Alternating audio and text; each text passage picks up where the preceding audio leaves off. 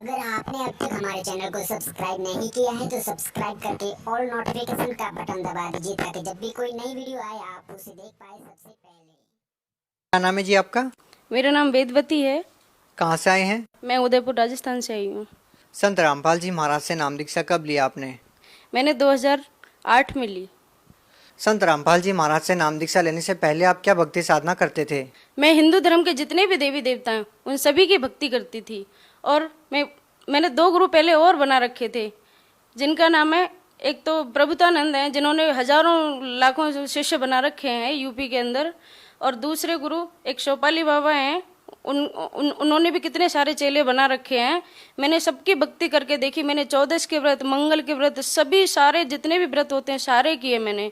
इसके साथ साथ मेरे पिताजी ने गुरमीत राम रहीम से दीक्षा ले रखी थी। 7 साल तक उन्होंने उनकी भक्ति की। उन्होंने कारगिल तक जाके उनके सत्संग सुने, उनकी सेवा की।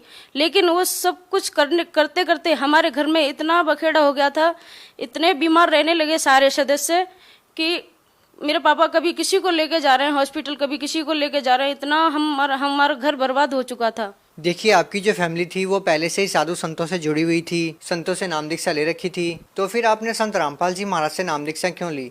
मैंने भक्ति करते करते मेरे शरीर में इतना कष्ट होने लगा तो मेरे मन में वो वाणी याद आई कि कबीर साहिब की वाणी ये कहती है कि दुख में सुमरन सब करे, सुख में करे न कोई, और जो सुख में सुमरन करे तो दुख काहे को होए। लेकिन मैं भक्ति करते करते इतनी दुखी हूँ तो मेरे ऊपर ये कष्ट का पहाड़ कैसे टूट रहा है। तो फिर मैंने संतों की खोज करना शुरू किया। मैं जहाँ पे भी जितने भी सत्संग होते थे, कभी किसी का कभी किसी का, जितने भी बड़े बड़े संत हैं, ये मंडलेश्वर बने बैठे हैं, उनकी सबकी पुस्तकें मैंने घर बैठे छान मारी, सबको पढ़ा मैंने बहुत ज़्यादा।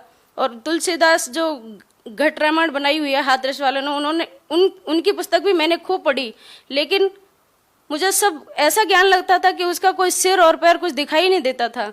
तो फिर मैं मेरे नंसार में रहती थी, तो मेरे एक पड़ोस में मामा जी लगते थे, तो वो रामपाल जी महाराज की एक पुस्तक खरीद के लेके आए दिल्ली से, और उन्होंने मुझे वो दी पढ़ने के लिए। क्योंकि हम सभी भगवान की चर्चा करते थे तो आपस में जाते थे, आपस में एक दूसरे के घर पे, तो मुझे परमेश्वर का सार संदेश पुस्तक मिली। तो मैंने जब वो पढ़ी तो मुझे ऐसा लगा, मेरा मन इतना शांत हो गया, हे परमात्मा, मैं जिनको ढूंढ रही थी, मैं जिनकी तलाश में थी, वो कहाँ छुपे हैं। हे मालिक, आप मुझे दर्शन दो। संत रामपाल जी महाराज से नाम दीक्षा लेने से पहले आपको क्या क्या समस्याएं थी और वो कैसे ठीक हुई?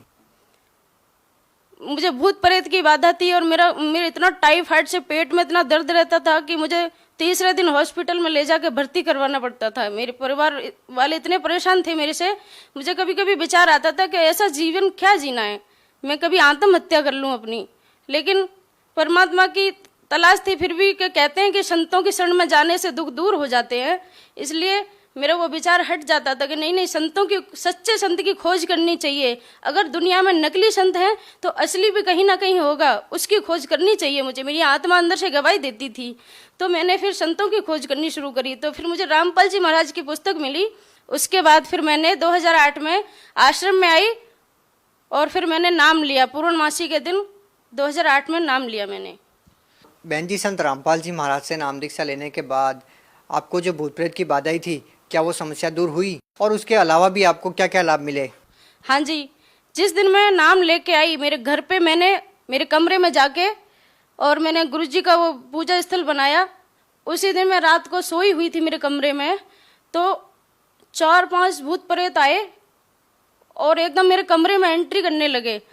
तो देखते ही कि सामने गुरुजी की फोटो लगी थी, तो वो देखते ही और एकदम से भागने लगे कि इसमें तो बहुत बड़ी व्याधा घुस गई है, अब हमारी दाल नहीं गलेगी इसमें।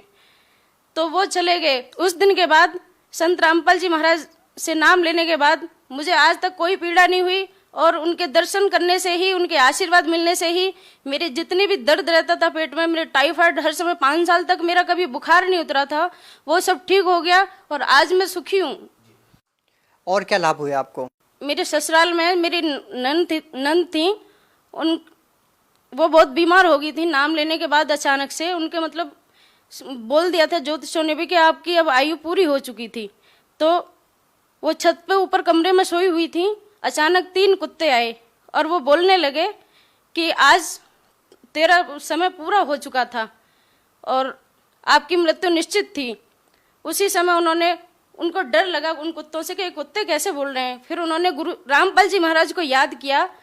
तो उसी समय रामपाल जी महाराज दिन के 2 बजे उस कमरे में प्रकट हुए और गुरुजी रामपाल जी महाराज ने बोला कि बेटा आप भगवान का जाप करो और ये व्याधा आपकी टल जाएगी। उसी समय वो तीनों कुत्ते वहां से गुरुजी को रामपाल जी महाराज को देखते ही और भाग निकले। आप भगत समाज को क्या संदेश देना चाहेंगे? मैं सभी भक्त समाज को यही संदेश देना चाहती हूँ कि अगर भक्ति ही करनी है, आपको अपना मानव जीवन सफल करना है तो संत रामपाल जी महाराज से भक्ति लेकर ही करो। बाकी तो ढोंगी संतों के चक्कर में आप अपना जीवन बर्बाद मत करो। बहुत बहुत धन्यवाद। सत साई।